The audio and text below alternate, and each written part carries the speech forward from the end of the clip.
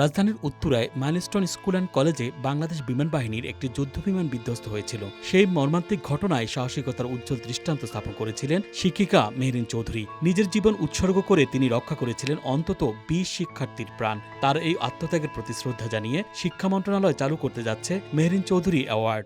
Milestone tragedy নিয়ে আবার আলোচনা হয়েছে এবং এখানে যারা মারা গেছেন, বিশেষ করে ২ জন টিচার এবং ১ জন আয়া, তাদেরকে বিশেষ কি সম্মাননা দেওয়া যায় সেই বিষয়ে আলোচনা হয়েছে। এটার উপরে আপনার সামনেই এটা ডিসিশনটা আপনারা জানতে পারবেন। আর মেহরিন চৌধুরী, আপনি জানেন যে ওনার যে বীরত্ব, ওনার যে সাহস উনি যে দেখিয়েছেন, ওনার ছেলে মানে স্কুলের স্টুডেন্টদেরকে উদ্ধারে উনি ওনার জীবনকে আত্মদান করেছেন বলতে হবে। তো ওনার উপরে ওনার নামে এডুকেশন মিনিস্ট্রি একটা ন্যাশনাল অ্যাওয়ার্ড ঘোষণা করবেন খুব শীঘ্রই। এই অ্যাওয়ার্ডের নাম হবে Mehreen Chowdhury award or prize for outstanding services. এইটা দেওয়া হবে শুধুমাত্র দেশব্যাপী যারা টিচার আছেন, টিচারদেরকে দেওয়া হবে।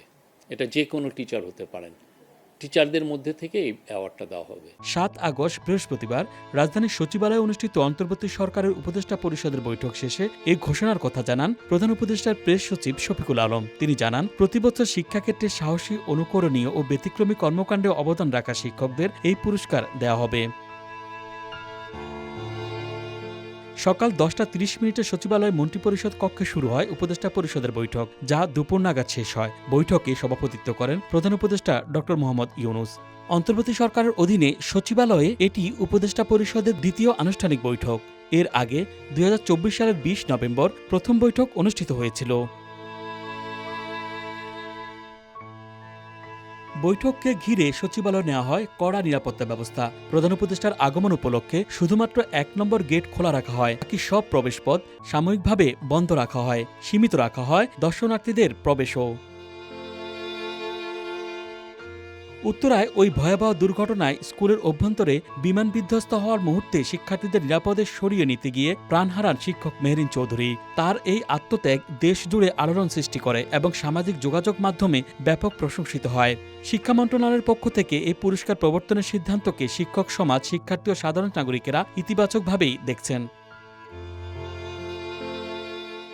মাইলস্টোন স্কুলের শিক্ষিকা মেহরিন চৌধুরী সেই নাম, যিনি আজ অমরত্ব লাভ করলেন নিজের জীবন দিয়ে ২০ থেকে ২৫ জন শিক্ষার্থীকে আগুনের ভেতর থেকে টেনে বের করে।